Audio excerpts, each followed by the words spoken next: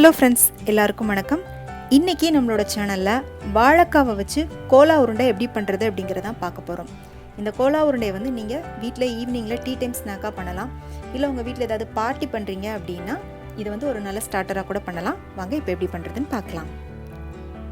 இந்த கோலா உருண்டை பண்ணுறதுக்காக முதல்ல ஒரு 50 கிராம் அளவுக்கு பொட்டுக்கடலையை ஒரு மிக்சி ஜாரில் போட்டு கொரப்பே இல்லாமல் நல்லா ஃபைன் பவுடராக அரைச்சி எடுத்து தனியாக வச்சுக்கோங்க. அடுத்ததாக நம்ம வந்து வாழைக்காவை இட்லி தட்டில் வச்சு ஆவியில் வேக வச்சு எடுத்துக்கலாம். மொத்தம் நான் இன்றைக்கி 3 வாழைக்காய் எடுத்திருக்கேன். வாழைக்காவை 2 கட் பண்ணி வச்சுருக்கேன்.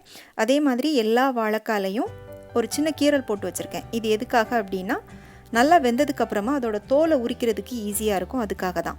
இப்போ இதை மூடி ஒரு 15 நிமிஷத்துக்கு ஆவியில் வேக வச்சு எடுத்துக்கலாம்.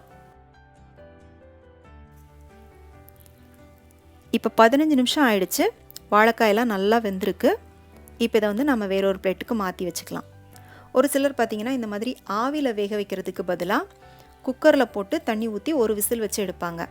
அந்த மாதிரி பண்ணுறப்ப திரும்ப நீங்கள் வந்து இதை மிக்சியில் போட்டு வாழைக்காவை அரைக்கிறப்ப ரொம்ப குழுன்னு ஆகிடும். அப்போ அதிகப்படியாக நீங்கள் வந்து பொட்டுக்கடலை பொடி வந்து போட வேண்டியது இருக்கும். அதனால் இந்த மாதிரி ஆவியில் வேக வச்சு எடுத்துக்கோங்க.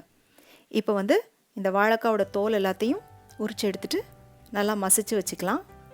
ரொம்ப மையாக மசிக்கணும் அப்படின்னு அவசியம் இல்லை, சும்மா 1-2 மசிச்சுக்கோங்க. ஏன்னா இதுக்கப்புறமா இதை வந்து மிக்சியில் போட்டு நாம் அரைக்க போகிறோம். இப்போ வாழைக்காவை மசித்து ரெடியாக எடுத்து வச்சாச்சு. அடுத்ததாக ஒரு மிக்சி ஜாரில் ஒரு பெரிய வெங்காயத்தை கட் பண்ணி போட்டுக்கோங்க. சின்ன வெங்காயம் போட்டதாக இருந்தால் ஒரு 10லேருந்து 15 சின்ன வெங்காயத்தை தோல் உரிச்சிட்டு போட்டுக்கோங்க. கூடவே 2 பச்சை மிளகா, ஒரு சின்ன துண்டு இஞ்சி, 7-8 பல் பூண்டு போட்டுக்கோங்க. அடுத்ததாக 2 ஏலக்காய், ஒரு கிராம்பு, ஒரு சின்ன துண்டு பட்டை போட்டுக்கோங்க. இதோடவே 1 டீஸ்பூன் சோம்பு,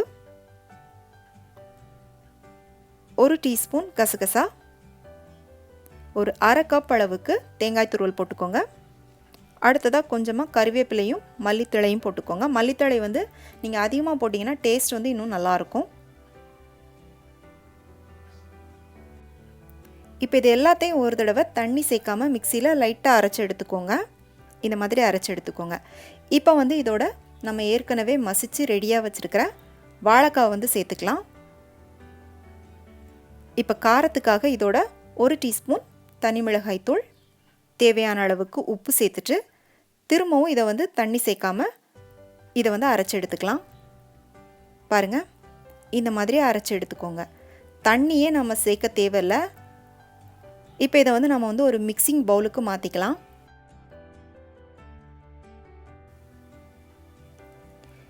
இப்போ இதோட நம்ம ஏற்கனவே பவுடர் பண்ணி வச்ச பொட்டுக்கடலையை வந்து சேர்த்துட்டு கலந்துக்கலாம்.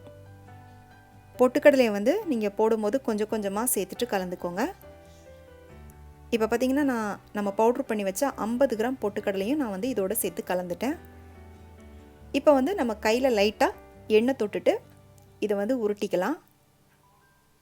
உங்களுக்கு என்ன சைஸில் உருண்டை வேணுமோ அதுக்கேற்ற மாதிரி வந்து நீங்கள் உருட்டிக்கோங்க. கண்டிப்பாக கையில் எண்ணெய் தொட்டுக்கோங்க, இல்லைனா வந்து உங்களுக்கு கையில் ஒட்டும். நான் வந்து இன்றைக்கி ஒரு பெரிய நெல்லிக்காய் அளவுக்கு உருட்டி எடுத்திருக்கேன். இதே மாதிரி எல்லா உருண்டையும் நான் உருட்டி ரெடியாக எடுத்து வச்சுட்டேன். இப்போ இதை வந்து நம்ம எண்ணெயில் போட்டு ஃப்ரை பண்ணி எடுத்துக்கலாம். ஒரு கடாயில் எண்ணெய் ஊற்றிட்டு எண்ணெய் நல்லா சூடானதுக்கப்புறமா நம்ம ரெடியாக உருட்டி வச்சுருக்கிற கோலா உருண்டைகளை இந்த எண்ணெயில் ஒன்றா போட்டுக்கோங்க. அடுப்பை மீடியம் ஹீட்டில் வச்சுட்டே ஃப்ரை பண்ணுங்கள். அதே மாதிரி கோலா உருண்டையை போட்ட உடனேயுமே கரண்டியை வச்சு கிண்டாதீங்க. ஒரு 2 நிமிஷம் அது வேகிறதுக்கு டைம் கொடுத்துட்டு அதுக்கப்புறமா திருப்பி போட்டுக்கோங்க. இந்த உருண்டை எல்லாமே நல்லா எண்ணெய்க்குள்ளே மூழ்கி வேகணும், அந்த அளவுக்கு வந்து நீங்கள் எண்ணெய் ஊற்றிக்கோங்க. இப்போ பாருங்கள், நல்லா கிறிஸ்பியாக ஃப்ரை ஆகிடுச்சு. இதை வந்து நம்ம எண்ணெயிலேருந்து எடுத்துடலாம். இதே மாதிரி மட்டன் கோலா உருண்டைக்கான ரெசிபி வந்து நம்மளோட சேனலில் நான் ஏற்கனவே அப்லோட் பண்ணியிருக்கேன். அதுக்கான லிங்க் வந்து நான் உங்களுக்கு கீழே டிஸ்கிரிப்ஷனில் கொடுக்குறேன், செக் பண்ணிக்கோங்க. இப்போ நம்மளோட வாழைக்காய் கோலா உருண்டை வந்து ரெடி ஆயிடுச்சு. பாருங்கள், பார்க்கவே சூப்பராக நல்லா குட்டி குட்டி குலாப் ஜாமுன் மாதிரி இருக்குது.